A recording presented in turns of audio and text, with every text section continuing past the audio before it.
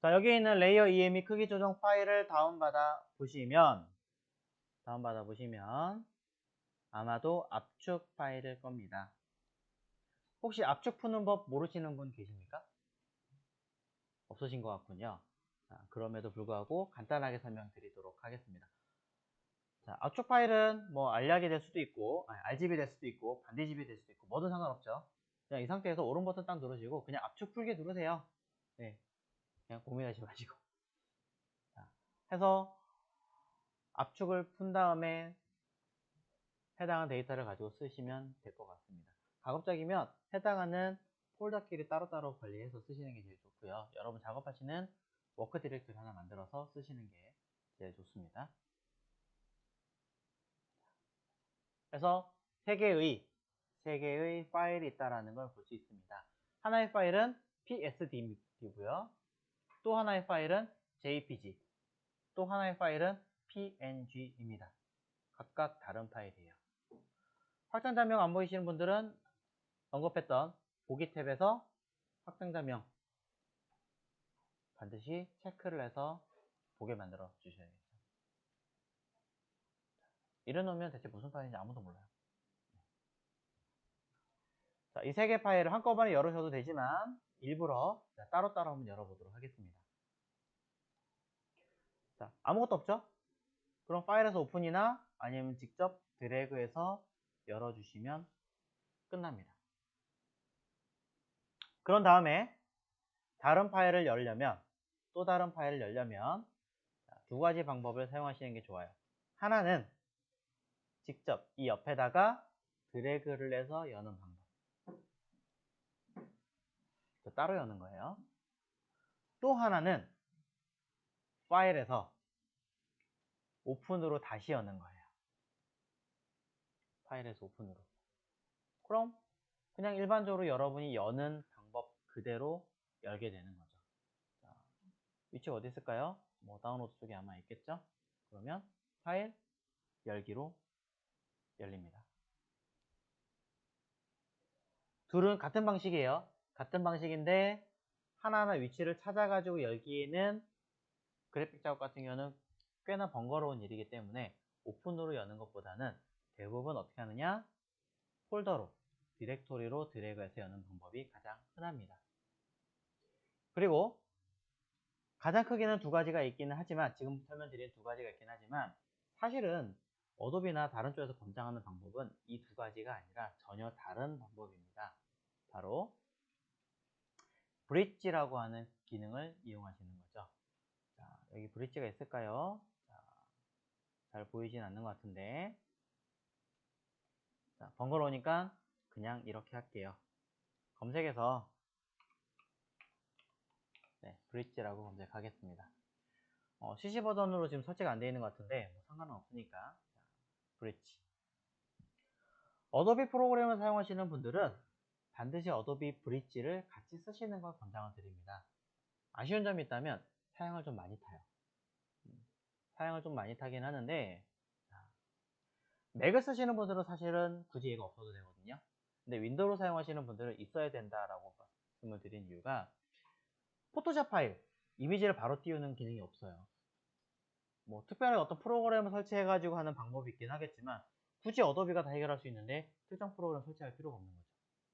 일러스트 파일도 마찬가지예요. 이 프로그램이 이미지 뷰어 기능을 다 하고 있기 때문에 훨씬 더 나아요. 그래서 얘를 통해서 쓰시는 게 더 좋다라고 알려드립니다. 보시는 바와 같이 위치를 찾아서 해당하는 폴더를 열어보시면 보이시나요? PSD, JPG, PNG 다 보입니다. 컨트롤하기 더 쉽고요. 심지어 오른쪽에 미리 보기에 보시면 해당한 이미지를 좀 더 디테일하게 확대를 해서 볼 수도 있고요. 스페이스를 통해서 전체 풀 화면으로 볼 수도 있어요. 가장 중요한 건 미리 보기도 중요하겠지만 메타라 그래서 해당하는 파일을 언제 만들었고 뭐 했고 사이즈가 뭐고 누가 만들었고 이런 정보까지 아주 디테일하게 설명하고 있습니다. 그래서 브릿지를 권장을 합니다. 특히 영상이나 복잡한 이미지 여러 개 파일 같이 컨트롤 하시는 분들한테는 정말 좋아요. 쓰시고요. 얘를 통해서 바로 여셔도 돼요. 오픈 해가지고 바로 열 수 있습니다.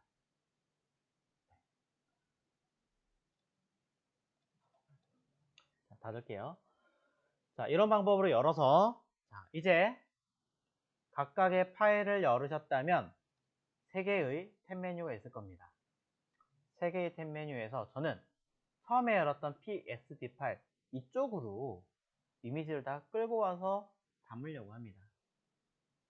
설명에는 이미지 불러오는 방법이라든가 화면 이동하는 거라든가 뭐 이런 것들 여러 가지를 제가 체크를 해놨는데 설명을 다 드렸으니까 굳이 언급하진 않을게요. 사이즈 조정하는 것만 이따 다시 한 번 더 설명하겠습니다. 일단 잠깐 눈을 끄고 액자 만들기라고 하는 레이어 눈을 켜겠습니다. 액자 만들기라는 눈을 켜고 그 안에 보시면 제가 일부러 눈을 꺼놨는데요. 액자를 하나 넣어놨어요. 좀 촌스러운 액자긴 하지만 자, 그래도 자, 이곳에다가 2개의 이미지를 가져가려고 합니다. 자, 가져가는 방법을 설명을 드릴게요. 자, 배경 이미지 자, 요 아이를 툴은 기본 이동 툴입니다. 이동 툴을 선택한 다음에 레이어 아니고요. 레이어는 어떤 레이어인지 정확하게 선택하는 것만 확인하시면 되고요. 마우스는 화면상에 올려줍니다. 그림상에 마우스를 올린 다음에 드래그로 자, 저를 먼저 잘 보세요. 어떻게 하나? 현재 열려있는 게 얘죠. 이곳으로 가져갈 거예요. 마우스로 드래그로 쭉 갑니다. 갖다 대서 화면 바뀌었죠? 여기서 마우스 놓으시면 아무 의미 없어요. 마우스를 내려와서 표시가 나오면 이때 마우스를 띄는 거예요. 다시 한 번 더 보여드립니다. 이곳에 있는 이미지를 가져가려고 합니다. 드래그해서 화면이 바뀌었다고 놓으면 절대 안 가져와요. 드래그로 화면이 바뀌면 다시 내려와서 띄는 겁니다. 이해가셨죠? 자, 이게 방법 1. 똑같은 건데 일부러 하나 더 합니다. 상단에 윈도우에 보시면 Arrange라고 있습니다. 배열, 나열하는. 무엇을 할 거니? 화면에 열려있는 이 파일들을 여러 개로 분할해서 보이게 할 거야 라는 뜻입니다. 자, 얘로 좌우로 나눠 보겠습니다. 이렇게 있죠? 오른쪽에 있는 이 이미지를 왼쪽으로 가져가려고 합니다. 많은 분들이 현재 선택되어 있는 곳이 왼쪽인데 오른쪽에 있는 이미지를 가져가기 위해서 그냥 드래그를 합니다. 절대 안 가져옵니다. 아까 제가 어떻게 했었어요? 여기서 그 전에 화면부터 바꿨죠. 화면을 바꿨다는 얘기는 선택했다는 얘기예요. 자, 그 얘기는 오른쪽에 있는 얘를 먼저 선택합니다.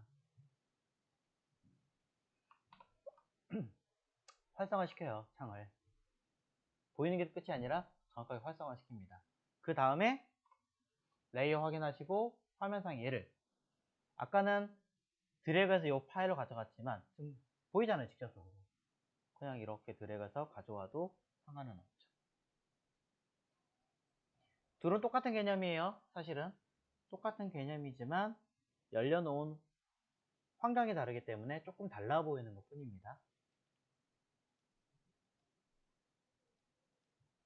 화면에 바꾸고 선택을 해서 드래그해서 화면이 바뀌면 직접적으로 그 위에 올려놓고 찐다. 이 개념이에요.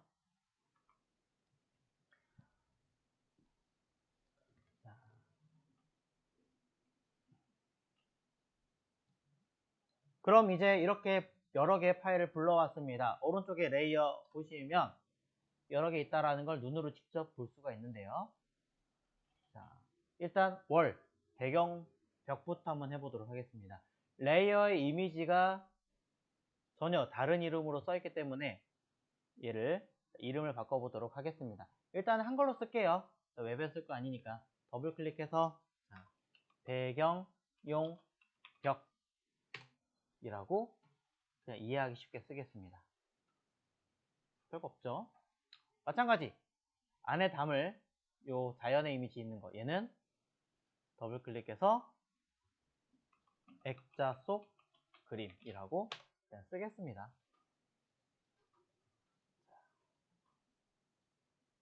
이 상태에서 액자, 자 레이어 1이라고 써있는 것도 그냥 액자라고 쓸게요. 연습한다 생각하시고, 액자보다 다 뒤에 들어가야 되는 아이들이기 때문에 액자 속의 그림은 레이어 어떻게 돼요? 밑으로 옮겨줘야겠죠. 그렇죠? 액자가 앞에 있어야 되고 그 그림은 뒤에 가야 되니까. 마찬가지, 그림보다 벽이 더 뒤로 가야겠죠. 실제로는 똑같이 우리가 알고 있는 그 개념대로 배치하시는 거예요. 그러고 나서 하나씩 해볼게요. 액자 속의 그림 이미지를 선택하고,